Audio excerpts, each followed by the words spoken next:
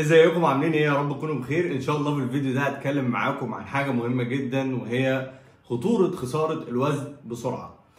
الفيديو ده يهم كل راجل وكل ست، يهم كل واحد بيحاول ان هو يخسر من وزنه ومعتقد ان الدايت القاسي السريع اللي بيخسسه وزن ده مفيد ليه. بالعكس، هتضر سواء على المدى القريب سواء على المدى البعيد. استناني بعد الان.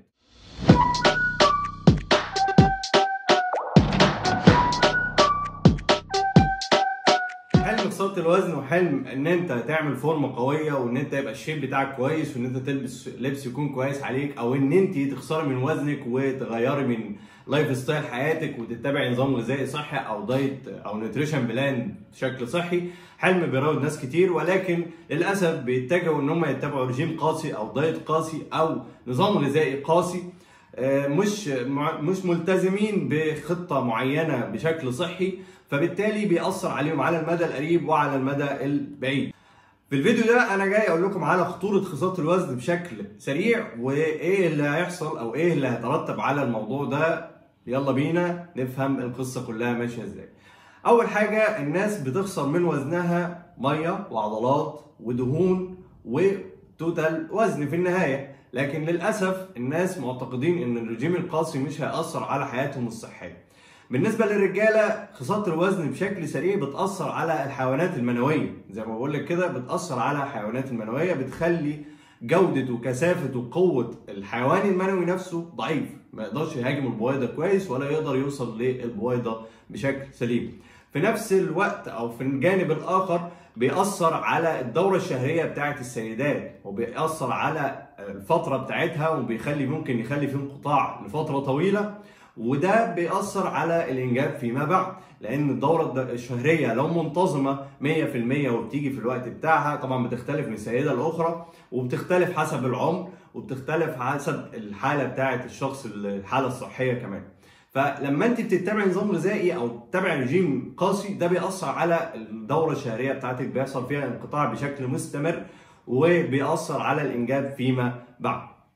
بالنسبة للشباب اللي عايز يغير جسمه ويعمل فورمة، ان انت تخسر وزنك بشكل سريع، ده بيأثر على الكتلة العضلية بتاعتك، وللأسف خسارة الكتلة العضلية ده بيأثر فيما بعد على الميتابوليزم، اللي هو عملية الأيض او عملية حرق السعرات اللي في جسمك. فبالتالي انت بتخسر وزنك وبتخسر الوظائف الحيوية بتاع جسمك، وبالتالي بتخسر عضلات.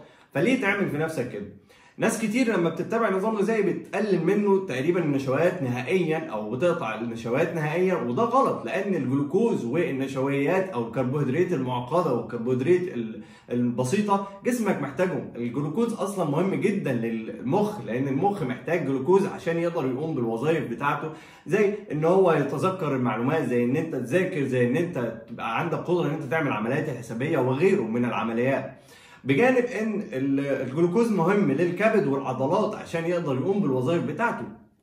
كمان ثالث نقطة معانا في خطورة خسارة الوزن بسرعة، ان بيحصل سوء تغذية او نقص في التغذية، وده بسببه او بيترتب عليه فقر في الحديد او نقص في الحديد، وكمان بيترتب عليه نقص في الفيتامينز والمعادن اللي جسمك محتاجها، اللي اصلا هو محتاجها عشان يقدر يقوم بالوظائف الحيوية بتاعته.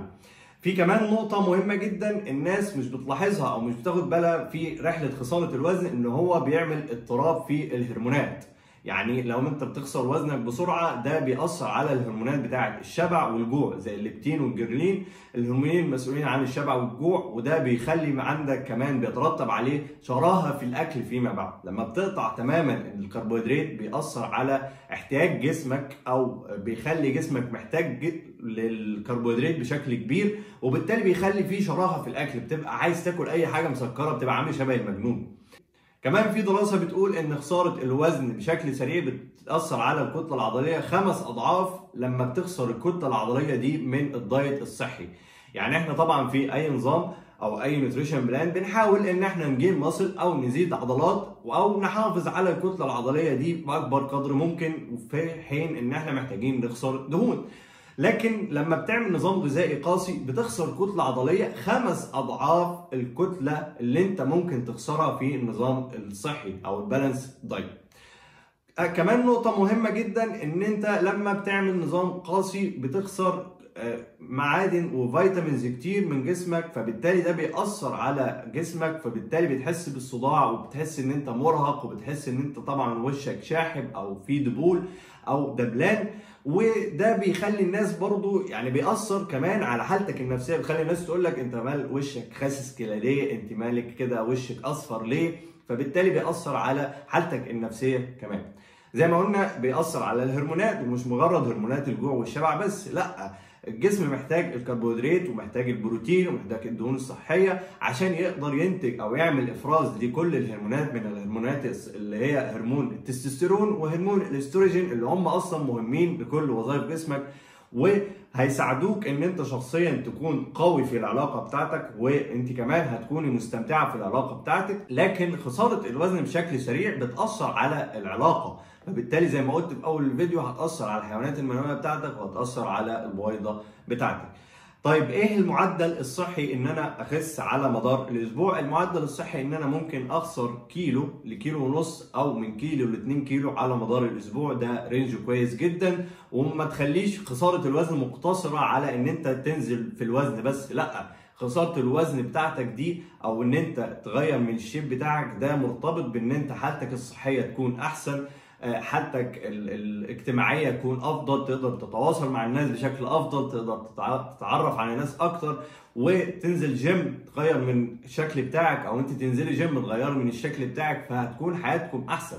لكن ان انت يكون هدفك ان انت تخسر رقم بس او تنزل رقم معين على الميزان فقط لمجرد مثلا ان انت عندك مناسبه، او ان انت عندك مناسبه وعايزه تلبسي فستان، او انت عايز تلبس بدله، او عايز تلبس طقم وتروح مناسبه، فللاسف انت بتضيع صحتك. في نهايه الفيديو حابب اقول لكم ان خساره الوزن بشكل سريع مش هي الطريق الامثل ان انت تخس، او ان انت تعمل الفورمه بتاعتك، او ان انت تخسي، او ان انت تعملي فورمه، لان الدايت بلان بتبقى هدفها ان انت تتمتع بصحتك وفي نفس الوقت توصل للهدف بتاعك باسهل الطرق الممكنه. وده دور اي نيوتريشنست او اخصائي تغذيه او حد بيتابع مع مدرب. ده دور المدرب ان هو يوصلك للشيب اللي انت محتاجه، او يوصلك للفورمه اللي انت محتاجاها، او للشيب اللي انت محتاجاه بافضل الطرق واسهل الطرق وامن الطرق، من غير ما يخليك تاخد ادويه كتير. وبنسمع حاجات كتير وبنسمع مشاكل كتير من بعض المدربين اللي هم اشباه مدربين مش مدربين حقيقيين او نيوتريشنست حقيقيين،